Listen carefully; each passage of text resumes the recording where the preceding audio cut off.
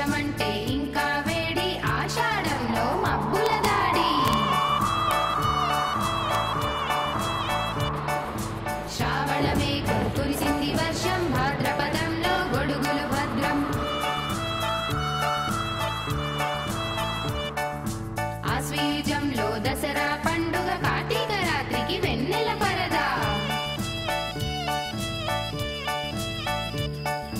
Margasiram Pushya